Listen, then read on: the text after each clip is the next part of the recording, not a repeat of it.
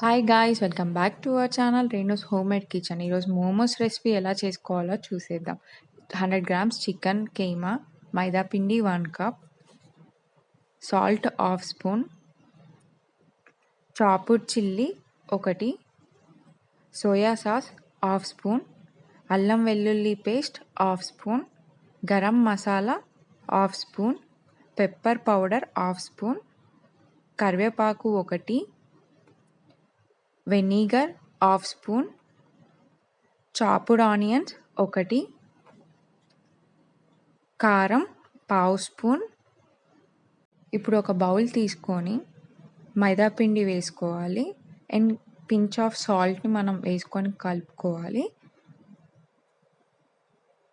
Glass of water ఎంత పడుతుందో అంత తీసుకోవాలండి. అండ్ చపాతీ పిండిని ఎలా కలుపుకుంటామో అలా కలుపుకోవాలి స్లోగా.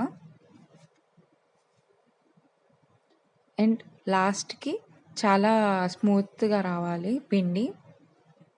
ఇలా స్మూత్గా అయినాక మనం సైడ్కి పెట్టుకోవాలండి. ఇప్పుడు ఒక ప్యాన్ స్టవ్ మీద పెట్టుకొని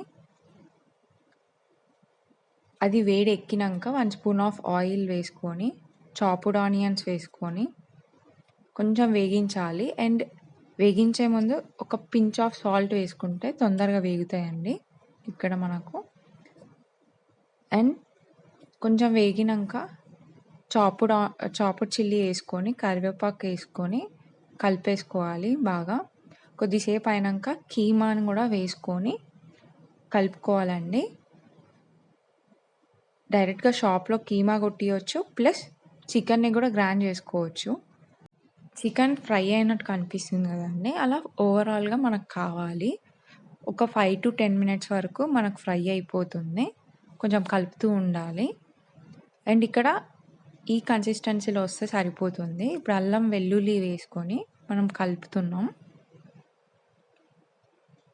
ఇలా కలిపేసుకున్న తర్వాత గరం మసాలా అండ్ పెప్పర్ పొడి, వెనిగర్ వేసుకొని అండ్ సోయా సాస్ కూడా వేసుకొని కారం వేసుకొని కలిపేసుకోవాలి బాగా.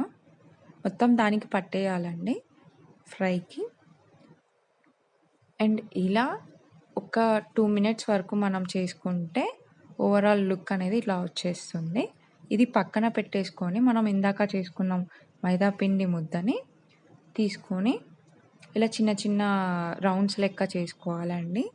ఇప్పుడు పూరీ పిండి కానీ ఎలా తాలుస్తామో అలా మనం తాల్వాలి.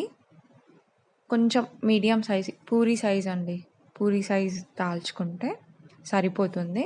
అండ్ మనం చేసుకున్న స్టఫ్ అనేది దీంట్లో పెట్టేసి ఒక దగ్గరికి ఇట్లా చేస్తున్నారు కదా అట్లా చేసుకోవాలి.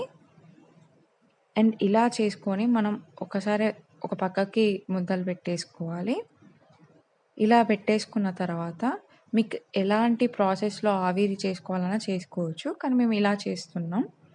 ఒక హోల్స్ ఉన్న తీసుకొని దాంట్లో పెట్టేసుకొని అండ్ ముందు ఒక కుక్కర్ బౌల్లో వాటర్ బాయిల్ చేసుకొని పైనంగా ఇది పెట్టేస్తున్నామండి.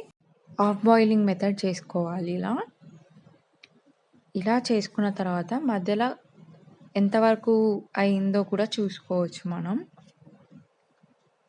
ఇలా పైనంగా ఆవిరి అనేది పడుతుంది కదండి, కొంచెం కలర్ అనేది కూడా మనకు చేంజ్ అవుతూ ఉంటుంది.